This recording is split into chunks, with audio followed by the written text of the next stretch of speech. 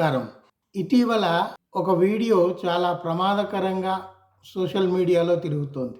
అదేమిటి అంటే chief justice Chandrachud ఇంట్లో ప్రధానమంత్రి నరేంద్ర మోడీ వెళ్ళి పూజ చేయటం, ఆయనకు హారతి ఇవ్వటం జరుగుతోంది. అందులో ఆ వీడియోలో ఒకవైపు చంద్రచూడ్ నుంచోనున్నారు, మరొక వైపు చంద్రచూడ్ శ్రీమతి చిన్న గంట కొడుతూ వాయిస్తూ ఉన్నారు.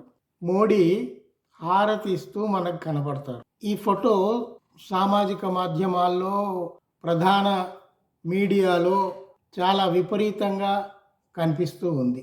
దీనివల్ల సామాన్య భారతీయులు ప్రమాదంలో పడ్డాము అని భావిస్తున్నారు.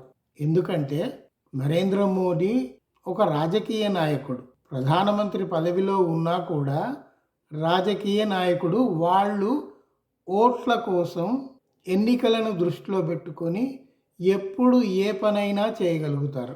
అలాగే చంద్రచూడ్ చీఫ్ జస్టిస్ చట్టబద్ధమైన ఒక ప్రధానమైన ముఖ్యమైన పదవిలో ఉండి ఒక రాజకీయ నాయకుడిని తన ఇంటికి ఆహ్వానించి పూజలో పాల్గొనేట్లు చేయటం అనేది అది సామాన్య మానవులు ఒప్పుకునేది కాదు.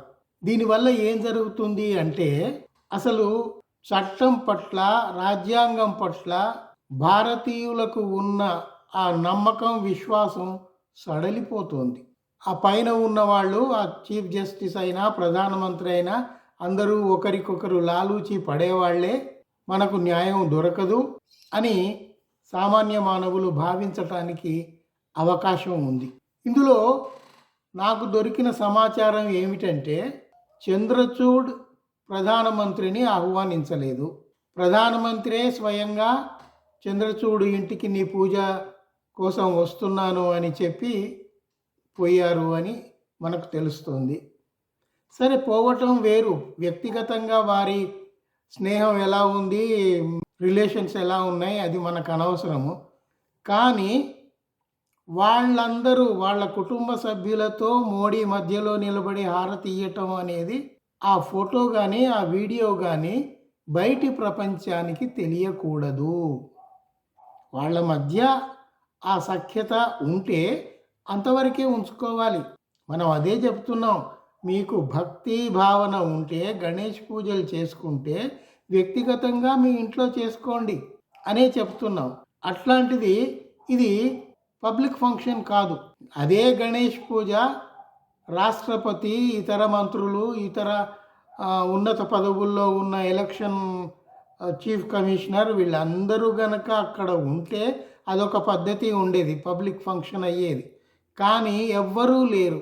ఒక్క ప్రధానమంత్రి మాత్రమే చంద్రచూడ్ ఇంటి సభ్యులతో అక్కడ మనకు కనిపిస్తున్నాడు. అంటే 2 నెలలలో పదవి విరమణ చేయబోయే చంద్రచూడ్కు ఏవో కొన్ని ఆశలు కల్పించి ఆయనను లోబరుచుకోవటానికి ప్రధాని మోడీ ఒక ప్రయత్నం చేశాడు అని మనకు అనిపిస్తుంది.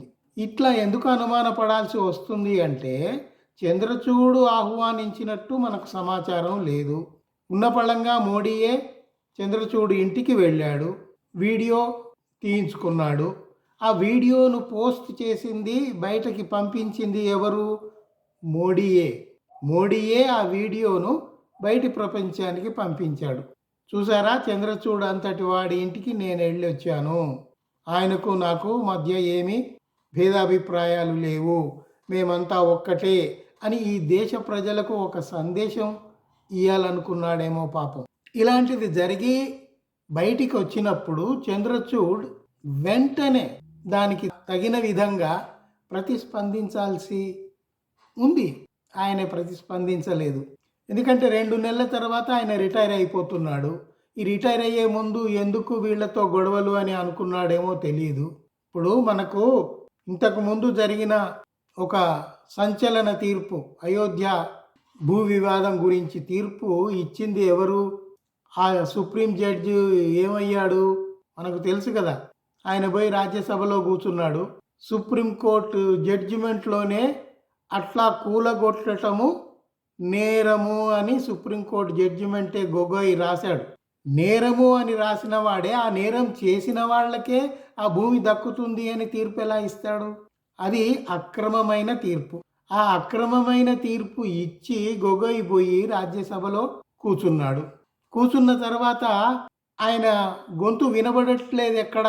అయితే బయట ఆయన మిత్రుల మధ్య, సభ్యుల మధ్య మాట్లాడుతున్నప్పుడు ఏం చెప్పాడు అంటే, నేనింత గొప్ప తీర్పునిస్తే ఈ ప్రభుత్వం నాకు ఈ రాజ్యసభ సభ్యత్వమా ఇచ్చేది, ఇది నాకు చాలా చాలా చిన్న పదవి అని తన అసంతృప్తిని వెళ్ళగక్కాడు.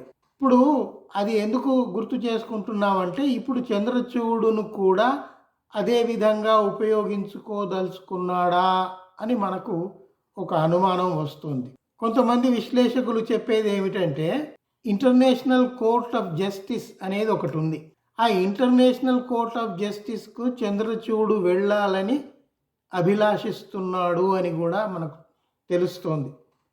అయితే అది వెళ్ళటము అంటే కేంద్ర ప్రభుత్వ సహాయ సహకారాలతో, ప్రధాని సహాయ సహకారాలతో మాత్రమే ఆయన అక్కడికి వెళ్ళగలడు. అయితే దానికోసం ఆ దారి సుగమం చేసుకోవటానికి ప్రధానిని తన ఇంటిలోకి అనుమతించి ఈ గణేష్ పూజలో భాగస్వాములుగా చేసుకున్నాడా ఏమిటి అనే అనుమానాలు కూడా వస్తున్నాయి. అసలైతే జడ్జి స్థానంలో కూర్చున్నవాడు, అది చిన్న జడ్జి కానీ పెద్ద జడ్జి కానీ, హైకోర్టు కానీ సుప్రీంకోర్టు కానీ, జడ్జి పదవిలోకి పోయిన తర్వాత వాళ్ళు వీలైనంత వరకు రాజకీయ నాయకులకు దూరంగా ఉండాలి. గూండాలకు, దోపిడీదారులకు, బిజినెస్ పీపుల్కు వీళ్ళందరికీ దూరంగా ఉండాలి. ఉన్నప్పుడే వాళ్ళు ఇచ్చే తీర్పులకు గౌరవం ఉంటుంది. లేదు, కోర్టు నుంచి బయటికి రాగానే మేము క్లబ్బుల్లో తిరుగుతాము, రేస్ కేసుల్లో కలిసి తిరుగుతాము, కలిసి తాగుతుంటాము అందరితోటి, మమ్మల్ని జడ్జిలుగా గౌరవించండి అంటే అది వీలు కాదు. జడ్జి అన్నవాడు తన వ్యక్తిత్వాన్ని కాపాడుకోవాలి. ఆ పని జడ్జిలు చేయట్లేదు. అందుకే చూడండి, ఖాలిద్ మహమ్మద్ 4 ఏళ్ళు అయింది, ఏ దోషము లేదు. అనవసరంగా ఆ జేఎన్యూ నుంచి ఆ స్టూడెంట్ లీడర్ను తీసుకుపోయి జైల్లో వేశారు. ఇంతవరకు అతాపతా లేదు. ఇట్లాంటి కేసులు ఎన్నో ఉన్నాయి. ఇవి అవసరమా ఈ దేశానికి? న్యాయ వ్యవస్థ కూడా కుప్పగూలిపోతే ఈ సామాన్య మానవుడు ఎక్కడికి పోవాలి? న్యాయం ఎవరిస్తారు? రాజకీయ వ్యవస్థ భ్రష్టు పట్టిపోయింది, అది మనకు కనబడుతుంది. అంతేకాదు సిబిఐ లాంటి వ్యవస్థలు కూడా భ్రష్టు పట్టిపోయాయి, మనకు తెలుసు. చీఫ్ ఎలక్షన్ ఆఫీసరు, ఎలక్షన్ కమిషనర్లు వీళ్ళు ఎలా అపాయింట్మెంట్ అయ్యారో అక్రమంగా, అది కూడా మనకు తెలుసు. ఇట్లా ఒక్కొక్కటి అన్నీ భ్రష్టు పట్టిపోయినప్పుడు ఒకే ఒక ఆధారం ఈ న్యాయ వ్యవస్థ. ఈ న్యాయ వ్యవస్థ కూడా ఇంత దిగజారిపోతే ఇంకా సామాన్య మానవులు ఏం కావాలి? ఎక్కడికి పోవాలి? ఎవరి మీద విశ్వాసం ఉంచాలి అనేది ప్రశ్న. ఇప్పుడు మనం గొప్ప భవిష్యత్తు రావాలి, ఈ దేశం ఇంకా ఉజ్వలంగా పోవాలి, అటు చైనాతోటి అటు అమెరికాతోటి పోటీ పడి మన దేశం ముందుకు పోవాలి, అందుకు తగినట్టుగా మనం కూడా ఇండస్ట్రియలైజేషన్కు పోవాలి అని మనం ఆశపడుతున్నాం. మన దగ్గర చాలా సరుకు ఉంది. మన దగ్గర ఇంజనీర్లు, డాక్టర్లు, సాంకేతిక నిపుణులు, సైంటిస్టులు లేని వాళ్ళు లేరు. కానీ వారికి సరైన అవకాశాలు ఇచ్చి, నిధులు ఇచ్చి వాళ్ళతో పని చేయిస్తే మనము అగ్రదేశాలతో పాటు సమానంగా ఎదగగలిగే స్తోమత భారతదేశానికి ఉంది. కానీ లోపల జరుగుతున్నది ఏమిటి? మొత్తం కుళ్ళిపోతూ ఉంది. రోజు రోజుకు అన్ని వ్యవస్థలు కుళ్ళిపోతూ ఉంది. నిజం మాట్లాడితే వాడిని చంపేయటం, జైల్లో వేయటం జరుగుతూ ఉంది. ఇంకా దేశం ఎట్లా బాగుపడుతుంది? ఈ చంద్రచూడు వాళ్ళ నాన్న చీఫ్ జస్టిస్గా ఉన్నప్పుడు, ఆయన కూడా ఇందిరాగాంధీ ప్రైమ్ మినిస్టర్గా ఉన్నప్పుడు అప్పటి ప్రభుత్వానికి అనుగుణంగానే తీర్పులు ఇచ్చాడు. ఎమర్జెన్సీ టైంలో ప్రభుత్వం ఎవరినైనా ఏమైనా చేయొచ్చు అని ఒక తీర్పు ఇచ్చాడు. అంటే పౌర హక్కులు లేవు, ఏవీ లేవు. అంత అధ్వాన్నమైన తీర్పు ఇచ్చాడు వీళ్ళ నాన్నగారు.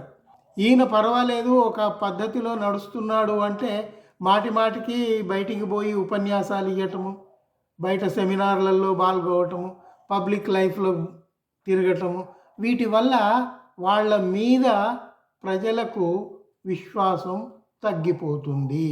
సరే, మొన్నటిదాకా అవి జరిగినాయి. కానీ ఈ మోడీ గణేష్ పూజతోటి చంద్రచూడ్ పరిస్థితి చాలా చాలా విషమంగా తయారైంది. He lost confidence. ప్రజలు ఇంకా నమ్మాలి అంటే ఎట్లా నమ్ముతారు? మీరు ప్రధానమంత్రిని రాకుండా ఒక నమస్కారం పెట్టి, అయ్యా మీ పూజ మీ ఇంట్లో చేసుకోండి అని సగౌరవంగా చెప్పాల్సింది. సరే, వచ్చాడు కాబట్టి ఆహ్వానించాము అనుకుంటే వీడియోలు అవి ఏమి తీయకండి బాబు అని ప్రార్థించుకోవాల్సింది. అవి ప్రజా జీవితంలోకి పోకుండా జాగ్రత్త పడాల్సింది. ఇప్పుడు దీనితో ఆ వ్యక్తిగతంగా ఆయనకు కాదు, అసలు న్యాయ వ్యవస్థ మీద, కోర్టుల మీద, సుప్రీంకోర్టు మీద కూడా అపనమ్మకం కలుగుతుంది అని నా భావన. ఇది చాలా సీరియస్ విషయం. మీరు కూడా ఆలోచిస్తారని నా ఆలోచనలను మీతో పంచుకున్నాను. Thank you for hearing. సెలవు.